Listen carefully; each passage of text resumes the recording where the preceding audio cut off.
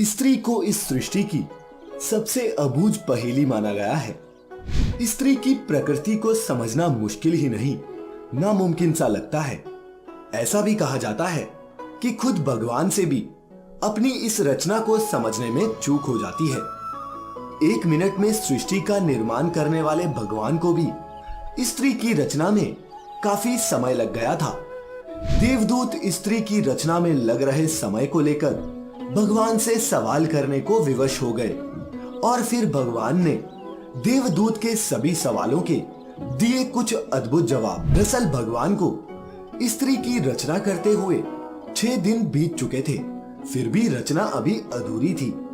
ये देख देवदूतों ने भगवान से पूछा कि हे भगवान, स्त्री की रचना करने में आपको इतना ज्यादा समय क्यों लग रहा है? तो भगवान ने जवाब दिया कि क्या तुमने इसके सभी गुण देखे हैं? ये मेरी वो रचना है जो हर हालत में डटी रहेगी, स्थिति चाहे कैसी भी हो, ये सबको खुश रखेगी, अपने परिवार और सब बच्चों को एक सा प्यार देगी। इसमें बीमार होने पर भी कई घंटे काम करने की क्षमता होगी। भगवान की बातें सुनकर देवदूत हैरान रह गए और पूछने लगे कि क्या ये अपने दोनों हाथों से इतना कुछ कर सकती है? भगवान ने जवाब दिया, बिल्कुल, इसीलिए तो ये मेरी सबसे अद्भुत रचना कहलाएगी। ये सुनकर देवदूत ने जब पास जाकर भगवान की इस बनाई रचना को हाथ लगाया तो कहने लगे, हे प्रभु, ये तो बहुत नाजुक है। जवाब में भगवान ने हंसकर कहा, बाहर से ये नाजुक जरूर है पर अंदर से उतनी ही मजबूत है। अर्थात ये कोमल तो है पर कमजोर नहीं। इतना सुनने के बाद देवदूत इस रचना के बारे में और भी जानने को उत्सुक हो गए। देवदूतों ने भगवान से पूछा, हे प्रभु, क्या स्त्री में सोचने की क्षमता भी होगी? तो प्रभु ने जवाब में कहा, ये न केवल सोच सकेगी बल्कि हर समस्या का मुकाबला करने की क्षमता भी रखेगी। दरअसल देवदूत ने जब पास जाकर स्त्री के गालों को हाथ लगाया था तब उन्हें कुछ पानी जैसा प्रतीत हुआ था। उन्होंने भगवान से पूछा कि हे भगवान, इसके गालों पर ये पानी जैसा क्या है?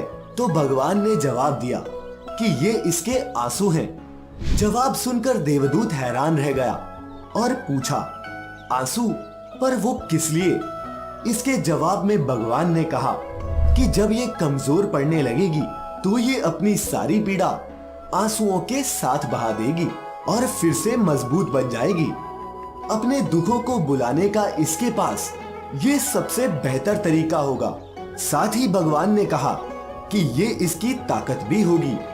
देवदूत ने ये सुनकर जवाब दिया, भगवान, आप तो महान हैं। इस रचना को आपने बहुत सोच समझकर बनाया है।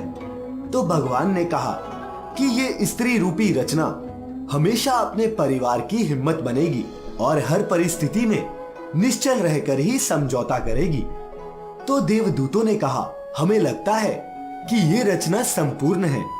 भगवान ने जवाब में कहा, नहीं, अभी इसमें एक कमी है और वो ये है कि ये अपना ही महत्व भूल जाएगी कि वो खुद कितनी खास है। प्रिय श्रोताओं, भगवान द्वारा बनाई इस रचना की कथा को देखने के बाद आप भी जान गए होंगे कि आखिर एक स्त्री में इतने गुण क्यों पाए जाते हैं। फिर चाहे माँ हो या बहन या पत्नी, उसका हर रूप परिपूर्ण है। इसलिए आप भी भगवान की बनाई इस रचना को जानिए और स्त्री का सम्मान कीजिए। साथ ही सब्सक्राइब कीजिए the divine tales YouTube channel. ऐसी ही और आध्यात्मिक वीडियोस के लिए लाइक करना बिल्कुल भी ना भूलें हमारा फेसबुक पेज। आज के लिए इतना ही। आपका बहुत बहुत शुक्रिया।